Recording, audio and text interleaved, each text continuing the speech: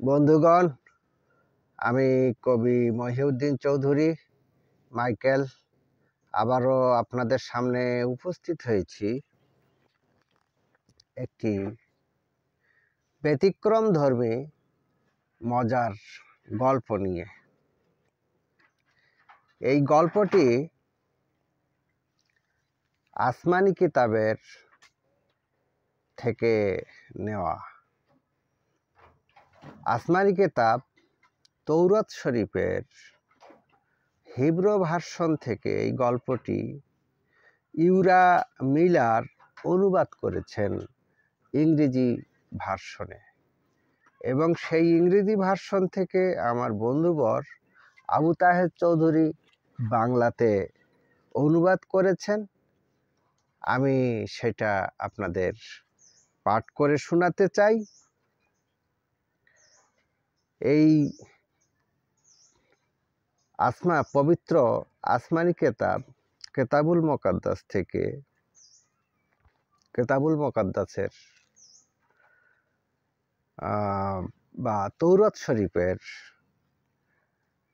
সূরা দ্বিতীয় খান্দানামা 1 অধ্যায় 7 থেকে 12 আয়াত। দ্বিতীয় খান্দানামা সূরা 1 নম্বর সূরার 7 থেকে 12 আয়াত, এবং প্রথম বাদশাহনামা সূরা এর 1 থেকে 3 আয়াতের আলোকে এই গল্পটি লেখা হয়েছে। তো আমার এই ইউটিউব চ্যানেলটি যারা এখনও সাবস্ক্রাইব করেন নাই, তাহারা সাবস্ক্রাইব করে লাইক, কমেন্ট, শেয়ার দিয়ে পাশে থাকবেন, এই কামনা রেখে আমি পাঠ শুরু করছি। তালুতের মৃত্যুর পর দাউদ রাজা হলেন এবং 40 বছর ধরে প্রজ্ঞার সাথে রাজ্য পরিচালনা করলেন। তারপর দাউদের ছেলে সুলাইমান 20 বছর বয়সে ইসরায়েলীদের রাজা হলেন। সুলাইমান আল্লাহকে ভয় করতেন এবং যত্নের সাথে মন্দকে এড়িয়ে চলতেন। এক রাতে আল্লাহ সুলাইমানকে বললেন, আমার কাছে প্রার্থনা করো, মোনাজাত করো, আমি তোমাকে কি দেব? তুমি যে বিষয়ে মোনাজাত করবে নিশ্চয়ই আমি সেই বিষয়ে কিছু দেব। সুলাইমান আল্লাহর কাছে জ্ঞান ও বুদ্ধি প্রার্থনা করেছিলেন, যেন তিনি লোকেদের বিচার আচার করতে পারেন।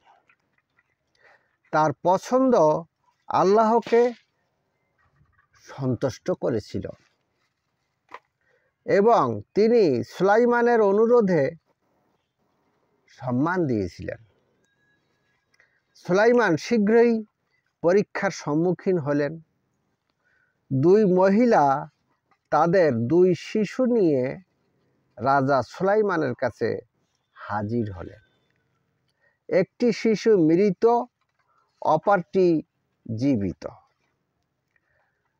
2 মহিলার প্রত্যেকজনই দাবি করলেন যে জীবিত শিশুটি তার। তাদের একজন বললেন, এই মহিলার শিশুটি গত রাতে তার গায়ের নিচে চাপা পড়ে মারা গেছে। আমি যখন ঘুমিয়েছিলাম তখন সে আমার শিশুটি নিয়ে গিয়ে তার মৃত শিশুটিকে আমার পাশে রেখে দিয়েছেন। কিন্তু অন্য মহিলাটি বললেন, এ কথা সত্য নয়। মৃত শিশুটি তার এবং জীবিত শিশুটি আমার। রাজা উভয় মহিলার কথা শুনলেন। তারপর তিনি আদেশ করলেন, আমার জন্য একটি তরবারি নিয়ে এসো। তরবারি যখন আনা হলো তখন রাজা সুলাইমান বললেন, জীবিত শিশুটিকে কেটে দুভাগ করো এবং প্রত্যেকজনকে এক ভাগ করে দিয়ে দাও। প্রথম মহিলাটি বললেন, হে মহারাজ, জীবিত শিশুটি ওই মহিলাকে দিয়ে দিন, দয়া করে তাকে হত্যা করবেন না। কিন্তু অন্য মহিলা বললেন, আমরা কেউ ওই শিশু নেব না, তাকে কেটে দুভাগ করুন। তারপর রাজা সুলাইমান আদেশ দিলেন, জীবিত শিশুটিকে সেই মহিলাকে দিয়ে দাও যিনি তার প্রতি দয়া দেখিয়েছেন, কারণ তিনিই শিশুটির মা। ইসরায়েলেরা তখন এই ঘটনা শুনল। তখন এই যুবক রাজার কাজে আশ্চর্য হলো এবং তার প্রতি সন্তুষ্ট হলো।